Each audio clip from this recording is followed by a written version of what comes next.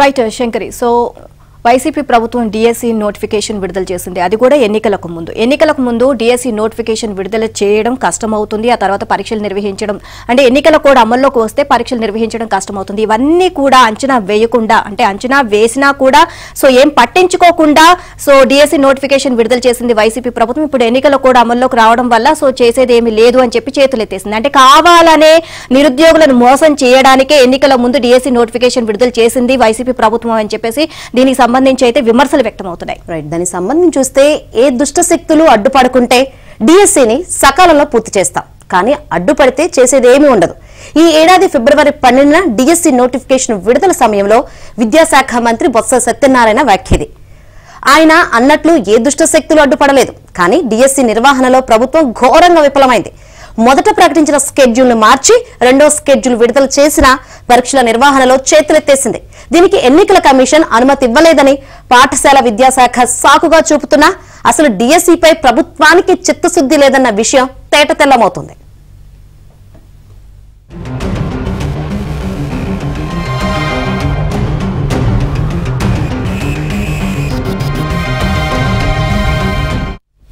ఉపాధ్యాయ ఉద్యోగాలకు సంబంధించి డిఎస్సి నిర్వహించడంలో జగన్ ప్రభుత్వం పూర్తిగా విఫలమైంది.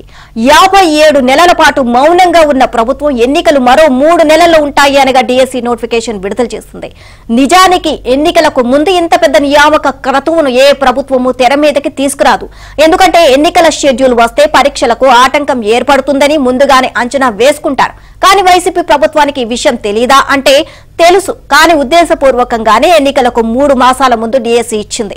ఎలానూ ఆగిపోతుంది కాబట్టి ఇచ్చాము అన్న పేరు కొట్టేయాలి అని భావించింది. దీనిని బట్టి ఉపాధ్యాయ పోస్టుల భర్తీపై ప్రభుత్వానికి ఎంత ప్రేమ ఉందో అర్థమవుతుంది. షెడ్యూల్ ప్రకారం ఇవాల్టి నుంచి డిఎస్సి పరీక్షలు ప్రారంభం కావాలి, కానీ అలా జరగడం లేదు.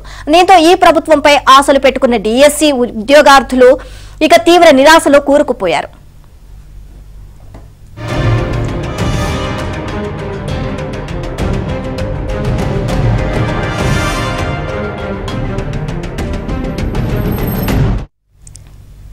మెగా డిఎస్సి వేస్తామని 2019 ఎన్నికల్లో హామీ ఇచ్చిన జగన్ సీఎం అయ్యాక ఒక్కటంటే ఒక్క టీచర్ ఉద్యోగం భర్తీ చేయలేదు. దాదాపు 5 ఏళ్ల పాటు ప్రభుత్వం నోటిఫికేషన్ ఊసు లేకుండా కాలం గడిపేశారు. నిరుద్యోగుల్లో తీవ్ర వ్యతిరేకత వచ్చిందన్న విషయాన్ని గుర్తించిన ప్రభుత్వం చివరిలో హడావుడిగా నోటిఫికేషన్ జారీ చేసింది. అధికారంలోకి వచ్చిన 57 నెలల తర్వాత 6100 పోస్టులతో మొదటి నోటిఫికేషన్ ఇచ్చింది. అయితే ఈ నోటిఫికేషన్ కూడా పూర్తి కాదని ప్రభుత్వంలో చాలా మంది అంచనా వేశారు. కేవలం ఎన్నికల కోసం నిరుద్యోగులను మభ్యపెట్టి నోటిఫికేషన్ పేరుతో ఓట్లు సాధించాలనే లక్ష్యంతో భర్తీ ప్రక్రియను ప్రకటించింది.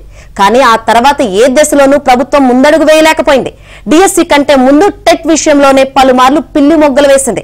టెట్ పరీక్షలను అనుకున్న సమయం కంటే ముందే పూర్తి చేసినా ఫలితాలు మాత్రం విడుదల చేయలేకపోయింది. టెట్ డిఎస్సి మధ్య కనీసం 4 వారాల గడువు ఉండాలని హైకోర్టు సూచించడంతో డిఎస్సి పరీక్షలను రీస్కెడ్యూల్ చేసిన ప్రభుత్వం మార్చి 30 నుంచి పరీక్షలు నిర్వహించేలా మరో అలివికాని తేదీలు ప్రకటించింది. తీరా ఇప్పుడు పరీక్షల నిర్వహణ అంశాన్ని ఈసీకి పంపి ఈసీ అనుమతి ఇవ్వలేదనే సాకుతో వాయిదా వేసింది.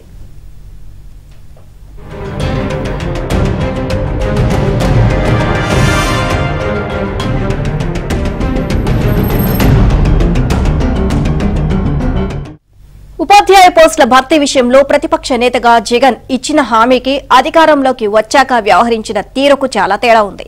23,000 టీచర్ పోస్టులు ఖాళీగా ఉన్నాయని, అధికారంలోకి రాగానే మెగా డిఎస్సి వేసి అన్ని ఒకేసారి భర్తీ చేస్తామని ప్రతిపక్ష నేతగా జగన్ హామీ ఇచ్చారు.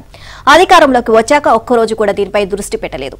ఇక ఎన్నికలకు ముందు మొక్కుబడిగా నోటిఫికేషన్ జారీ చేశారు, కానీ ఇది నిలిచిపోయింది.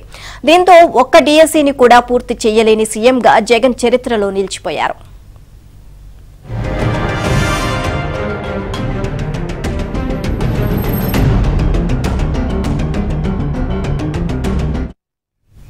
డిఎస్సి నిర్వహణపై చిత్తశుద్ధి లేకపోయినా నోటిఫికేషన్లు అంటూ హడావుడి చేసి నిరుద్యోగుల జేబులకు జగన్ ప్రభుత్వం చిల్లు పెట్టింది. ఏకకాలంలో అటు డిఎస్సి ఇటు టెట్ అంటూ నోటిఫికేషన్లు జారీ చేసింది. ఒక్కో పేపర్కు 750 ఫీజు వసూలు చేసింది. ఎస్జిటి పోస్టులకు అర్హతను గందరగోళంగా మార్చడంతో టెట్లో 2 పేపర్లకు, డిఎస్సిలో 2 పేపర్లకు చొప్పున ఒక్కొక్క అభ్యర్థి 3,000 చొప్పున ఫీజులు కట్టారు.